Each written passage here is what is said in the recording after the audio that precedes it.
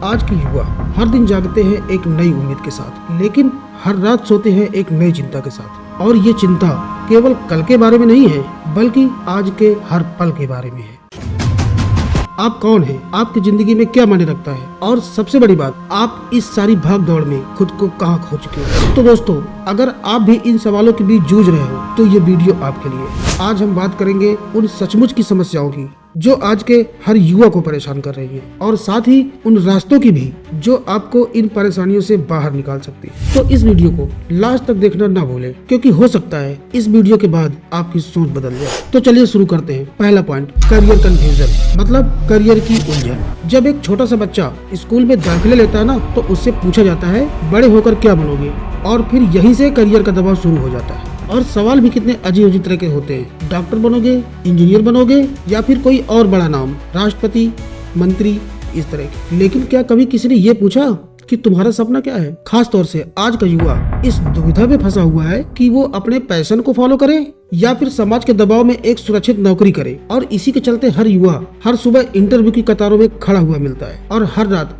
अपने rejected emails को भी देखता रहता है। इन सारे तरह का प्रेशर झेलने के बाद उसके साथ क्या हैपनिंग होती है, वो किस दबाव में रहता है, इसकी किसी को फिक्र नहीं रहती। अब बात करते हैं इसके समाधान की। अब सुनो, अगर आप भी इन्हीं तरह की उलझनों में फंसे हैं तो इसका जवाब बहुत आसान है। पहले अपने अंदर झांको और पूछो खुद से कि क्या काम करके आप अपनी जिंदगी जीना चाहते हो। फिर उसके बाद उस स्किल को डेवलप करो जो आज के डिजिटल युग में आपके काम आए, और इसे सीखने के लिए इंटरनेट एक सबसे बढ़िया सोर्स है। और तीसरी बात, असफलता से डरो मत। याद रखना, हर रिजेक्शन आपको और भी ज्यादा मजबूत बनाएगा। सफलता उसी को मिलती है जो अपनी हर असफलता को अपनी ताकत बनाता है। जैसे वहीं पर एक लड़का जो 3 साल तक लगातार बेरोजगार रहा, लेकिन उसने हार नहीं मानी। और मान लो कि उसने जो है वीडियो एडिटिंग सीख ली, और वो फ्रीलांसिंग करके अपने क्लाइंट्स के लिए केवल वीडियो एडिटिंग का काम करके 1 लाख रुपए अगर कमाता है, तो ये भी एक मोटिवेशन का पार्ट है। तो मेरा कहना है, सपनों के पीछे भागो, लेकिन तैयारी के साथ, क्योंकि बिना तैयारी के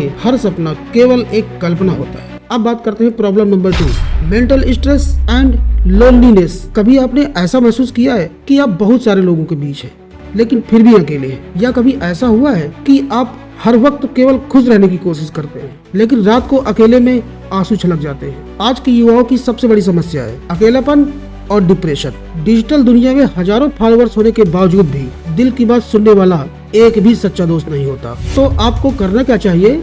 सबसे पहले आप खुद को एक्सप्रेस करना शुरू करें, चाहे वो कोई करीबी दोस्त हो या फिर इसे डायरी में लिख के। दूसरा कदम, योग और ध्यान अपनाएं। ये सिर्फ मानसिक स्वास्थ्य ही नहीं सुधारते, बल्कि आपके सोचने के तरीके को भी बदल देते हैं। और तीसरा कदम, कभी कभी एक प्रोफेशनल काउंसलर से बात करना भी गलत नहीं है। आपको उनसे बात करनी चाहिए। कहीं ना कहीं आपको शांति भी मिलेगी और एक सही मार्गदर्शन। तो मेरा कहना है, अकेले मत लड़ो। देखो, अपने दिल की बात को साझा करना कमजोरी नहीं है, ये आपकी सबसे बड़ी ताकत बन सकती है। अब बात करते हैं प्रॉब्लम नंबर 3 की, रिलेशनशिप इश्यूज, मतलब रिश्तों का टूटना। देखो, सोशल मीडिया पर दिखने वाले परफेक्ट कपल्स और असल जिंदगी के अनसुलझे रिश्ते, ये फर्क आज के युवाओं को तोड़ रहा है। प्यार तो हर किसी को चाहिए, लेकिन उस प्यार को समझना और उसे निभाना हर किसी के बस की बात नहीं। कितने ही रिश्ते सिर्फ इसलिए टूट जाते हैं क्योंकि हम अपने अहंकार को प्यार से ऊपर रखते हैं। तो आपको क्या करना चाहिए?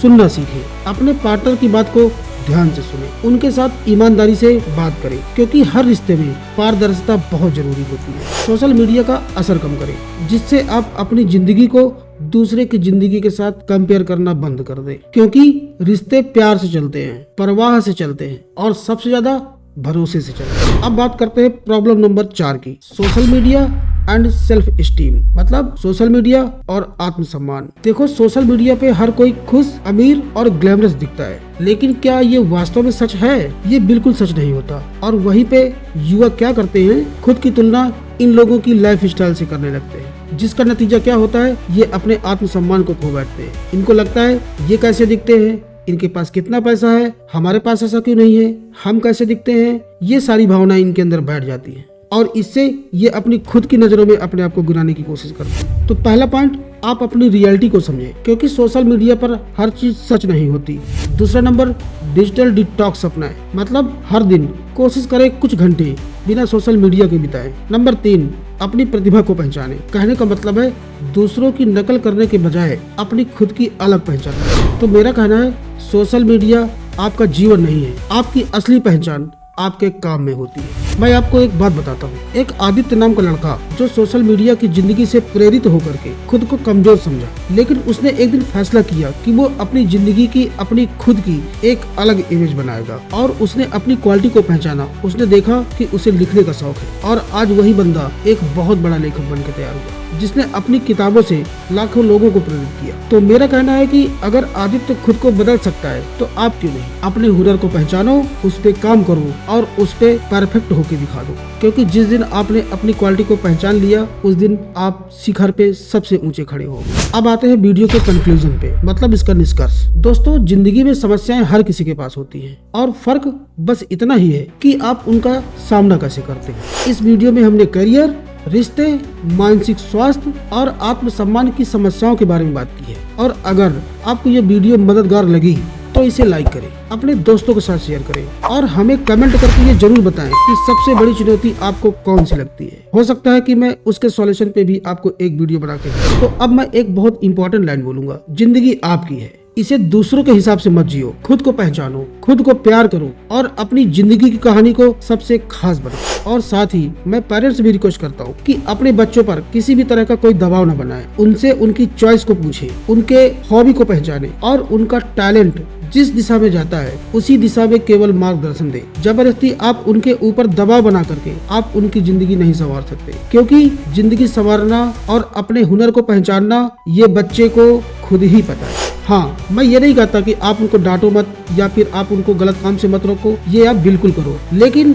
उनके शौक के मुताबिक करो। आप पहचानो कि वो लाइफ में क्या बनना चाहते हैं, उनका इंटरेस्ट किधर जा रहा है, उसके हिसाब से आप उनको गाइड करो और उनके करियर में उनकी मदद भी करो। और अगर आप ऐसा करते हो तो उस बच्चे का फ्यूचर 100% संवर जाएगा। मैं ताजुब मानता हूँ ऐसे पेरेंट्स को जो अपने बच्चों को इंजीनियरिंग के लिए या डॉक्टर की पढ़ाई के लिए या बड़े बड़े प्रोफेशन की पढ़ाई के लिए जितने भी समय का ड्यूरेशन होता है, 2 साल, 5 साल, 4 साल, उस टाइम में वो कुछ भी नहीं बोलते, लेकिन उसके बाद एजुकेशन कंप्लीट होने के बाद अगर वो 6 महीने भी अपनी जॉब फाइटिंग के लिए प्रिपरेशन में अगर उसने टाइम गंवा दिया और घर में बैठा रह गया तो उसको इस नजरों से देखा जाता है जैसे उसने बहुत बड़ी गलती कर दी। 4 साल तक आपने उसको कभी भी पढ़ने में डिस्टर्ब नहीं किया, आपने उसको जितने पैसे की जरूरत पड़ी आपने उसका सहयोग किया। अब 6 महीने अगर वो अपने टैलेंट के अकॉर्डिंग, अपने परफेक्शन के हिसाब से अगर वो अपनी जॉब को ढूंढ रहा है और वो उसे छोटी जॉब्स को रिजेक्ट कर रहा है तो आप उसकी उसमें मदद करो। बार बार ऐसे ताने बिल्कुल मत दो उसको